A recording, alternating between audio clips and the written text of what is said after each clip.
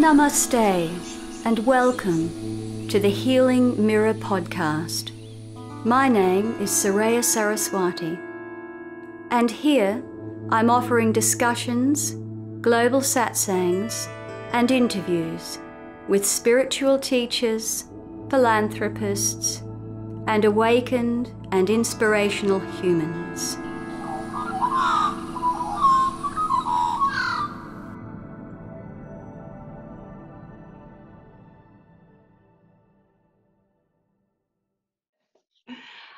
I want to ask you something, Soraya, about something that you've experienced yourself, and I think you have such wisdom on this. And so I have a friend, there's a group of women who are at the moment, we're holding a friend who is obviously not able to have direct contact with many people. She's just got contact with her daughter, and she's just coming up on the first anniversary of the death of her son.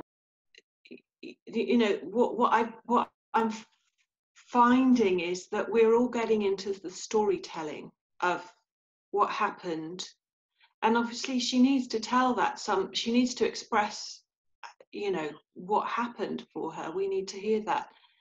And I don't know how we avoid just getting into the whole drama and storytelling, because I'm really aware that there's this amazing opportunity for some very deep healing to go on, not just for her, but for all of us. We all knew him, obviously, but there are times in our lives when that death has touched us all. And so I'm wondering what you can share about how we might go deeper into this. Obviously, it's got to be at her pace. Grief is an interesting one, and as you know, and some may not know, I went through a much fuller awakening after I lost a brother, then a son, to suicide. However, we can never rush anyone through grief, and that first year, I remember when my first husband died as well. That was my first real experience with losing someone. And that first year seems to be a bit of a crucial time, particularly a mother and a son. That's the hardest one, I think. However, you're absolutely right, Sarah. It is a wonderful opportunity for awakeness to shine through there. And we do have to be very careful in storytelling. However, a mother and a son, her stories are the only link she has to that child. And a lot of the stories she'll tell will probably be ones when he was very, very young, when that bond was even closer. My first suggestion would be to buy my book for her, because it's a very raw book and it expresses deep grief, but it also expresses a way of going through and coming through grief to a realization of presence. It depends where she's at with her grief, if she's allowed herself to experience that fully and she's now ready to really open up to life in the present moment again. If she is. Yeah, I guess what she's expressing is that she's just been very numb, and of course this period of time now of isolation and stillness. She's used to stillness, she's used to meditating, she's done a lot of work around, you know, particularly women's groups and things, but she's yeah, it's this time of stillness and separateness, the, you know, the physical separation from other people, that is really bringing and coming, it all kind of coalescing on this anniversary for her is particularly difficult. Well, numbness, whenever there's numbness there's usually a repression of feelings and emotions. Okay.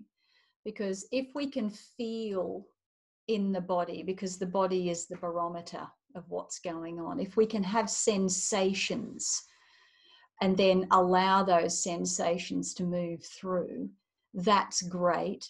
But if there's a sense of numbness, there's usually a repression of emotion. And because an anniversary can be a very powerful triggering time for some people, she may be unconsciously repressing her emotions at this time because she knows that she'll be alone for that date. And she may not even be doing that on a conscious level. But what we can talk about, and you know, the sort of conversation that could be valuable for you to have with her, is just bringing her into present time all the time. So saying, okay, how are you feeling now? Let's just be with that, and observe that, you know, the only connection now is through memories with your son and holding him in your heart. But if we're to really step back into life again, then it's in the present time where we have to be 100% available to now, right now, because the past is just history, as we know. That's where all the storyline lies, and the trauma around finding out about his death, etc.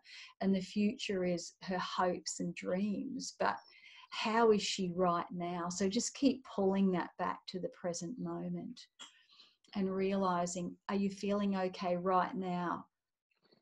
And then, are you feeling okay right now if you don't think about your son? Because what can happen with grief is there can, you know, it almost becomes a little obsession to keep pulling, because there's, on some level, there's a lack of acceptance that that person's gone from your life. So you keep trying to pull them back. And the only way we can pull them back is through memory and through story. Does that make sense? Yes, thank you. But a lot of people have written to me and said, look, I read your book and it was incredibly helpful. I don't know if you've read it, Sarah, but... I haven't, and I will definitely get it. Yeah, definitely get it for her. So it's on Kindle, you know, and I mean, I have physical copies here if you want me to post you one or something, but you can just write to me about that.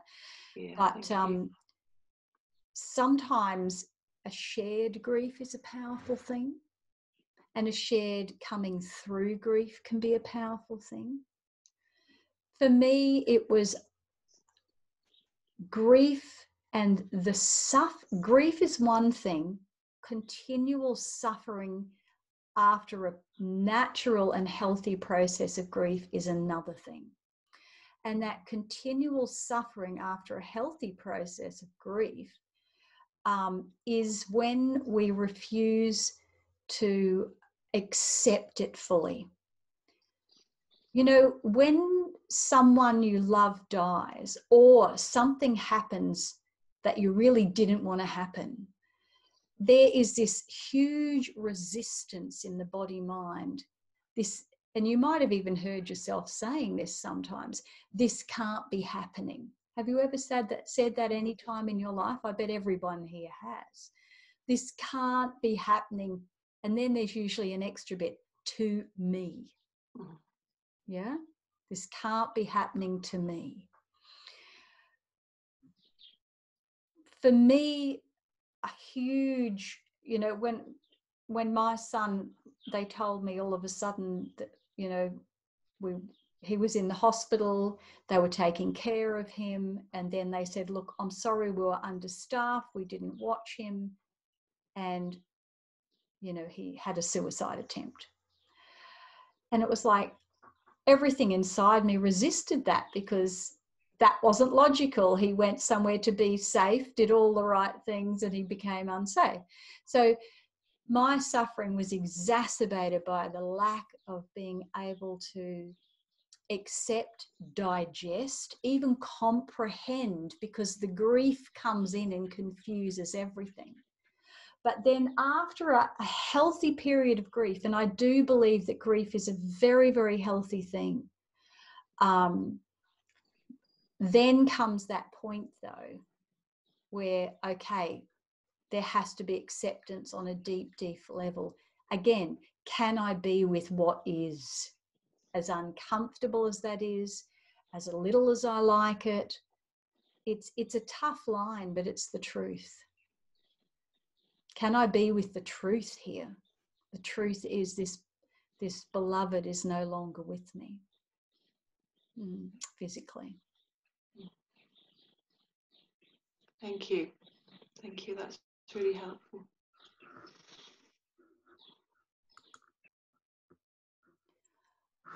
Would anyone else like to share a report of how you've been going, have a question, have something to add?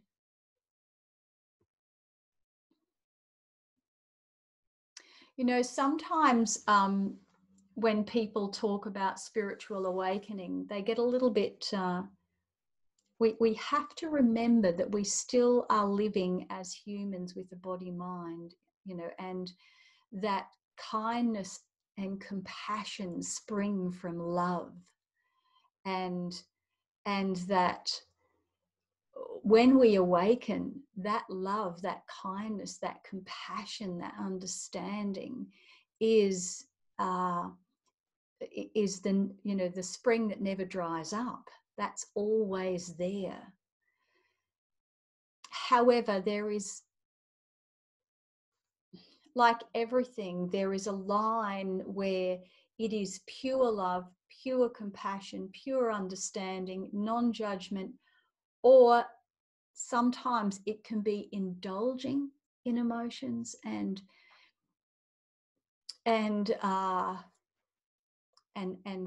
where is it coming from? If it's coming purely from awakeness itself, it's pure, it's clean, it's untouchable is the word that springs to mind. That might sound weird. It's untouchable, untaintable. But we are in our separate body mind human level, we've taken the word love and we've tainted it, haven't we? It's no longer that pure, untainted wellspring that is free. We attach so much to the word love, and that all the extra attachments to that word actually undo the purity of it. I hope you understand what I'm saying there. I love you, particularly when you do this, that, and the other. I love you when you're young and handsome, but when you're old and ugly, maybe not. I love you when you're doing everything I want you to do. I love you when you're nice to me, when you bring me flowers, not when you tell me the hard facts of the truth, you know. And sometimes love is, you know, love is always honest, and honesty is a tricky thing to live with sometimes. Some things can go unsaid because they don't need to be said. We can also take honesty and turn it into something that causes harm.